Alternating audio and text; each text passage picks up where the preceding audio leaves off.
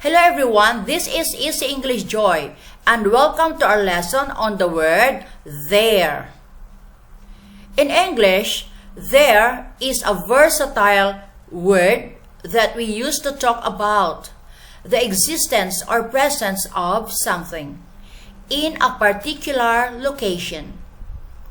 We often use there to indicate the existence or presence of something without specifying exactly what it is.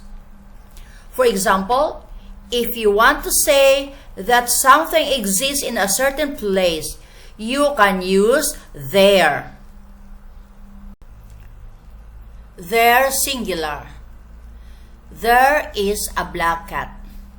So in this example, we use the word there followed by a verb is to show that our subject is only one, which is singular, and that is a black cat.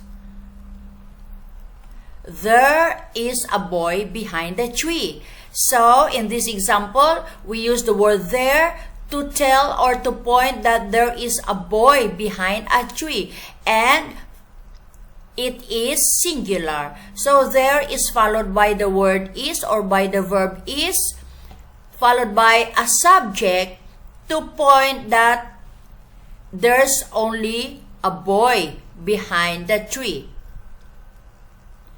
There is a student in the classroom.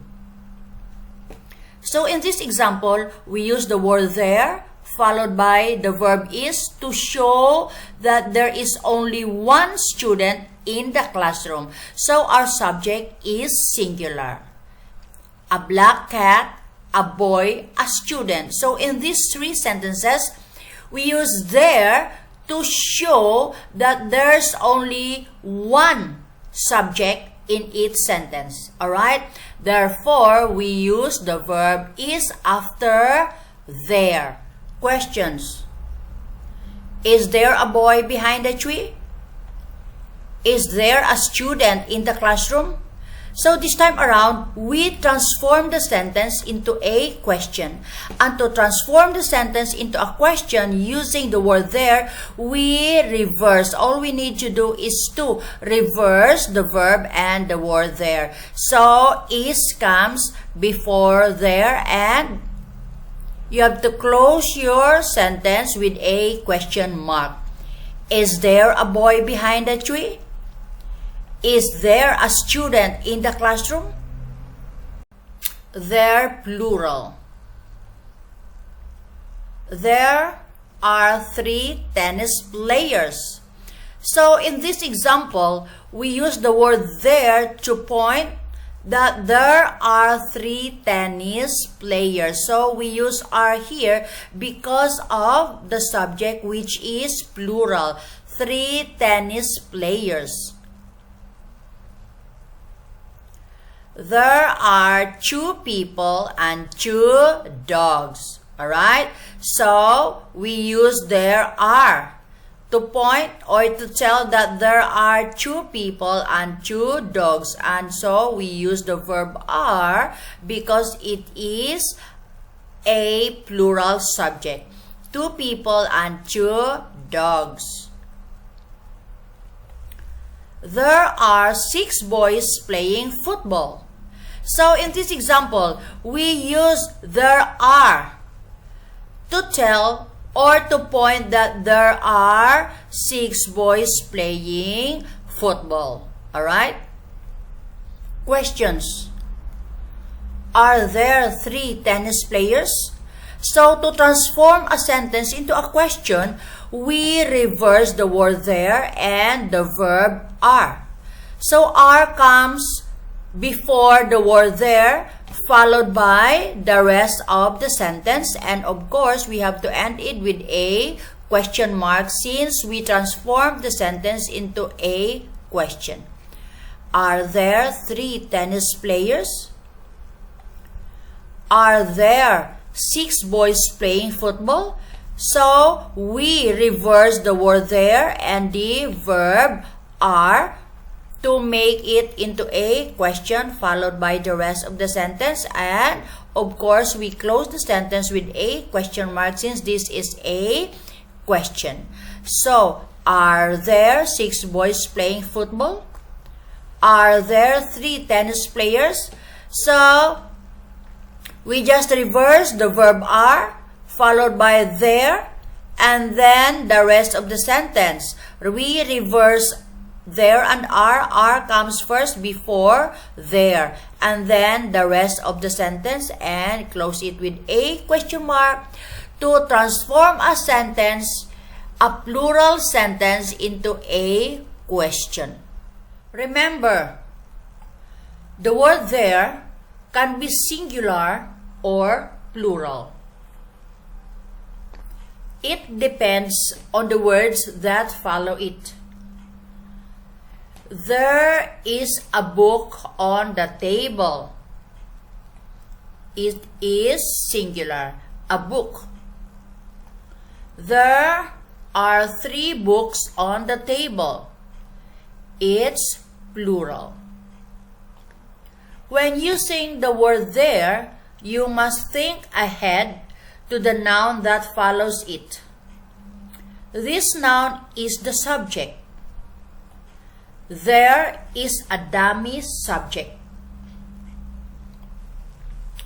There is used for information and facts. Sometimes there is singular and sometimes there is plural. Examples: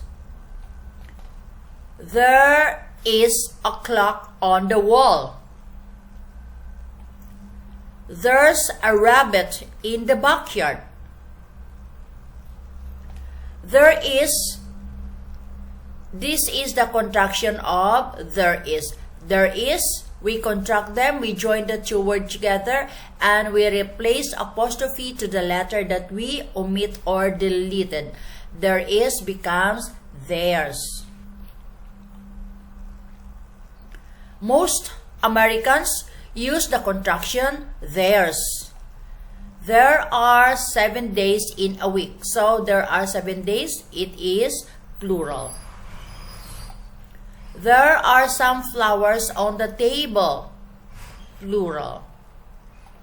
There are no contraction. There is no contraction for there are. Only there is. Some Americans say there's even when the subject is plural. You shouldn't do that. To summarize, there is a useful word for expressing the existence or presence of something in a particular location, whether it's a single object, a specific place, or multiple items. The next slide is a practice exercise. Fill in the space with there is or there are for the sentence to complete. You have 5 seconds to give your answer before I'm going to move on to the next item and give you the correct answer. If you think 5 seconds is not enough, you can pause the video. Number 1. Blank blank a restaurant on this street. Blank blank a restaurant on this street. It's there is a restaurant on this street. Number 2. Blank blank a lot of people here. Blank blank a lot of people here. It's there are a lot of people here. Number 3. Blank blank some water on the floor. Blank blank some water on the floor. It's there is some water on the floor. Number 4. Blank blank a police officer over there. Blank blank a police officer over there. It's there is a police officer over there. Number 5. Blank blank. Some flowers on the table. Blank blank. Some flowers on the table. It's there are some flowers on the table. So there you go, guys. That's the end of this lesson on the word there. I hope you found this helpful, and if you like this video, please do share, like, subscribe, and let me know your thoughts and questions. Love to hear from you. Good luck and thanks for watching.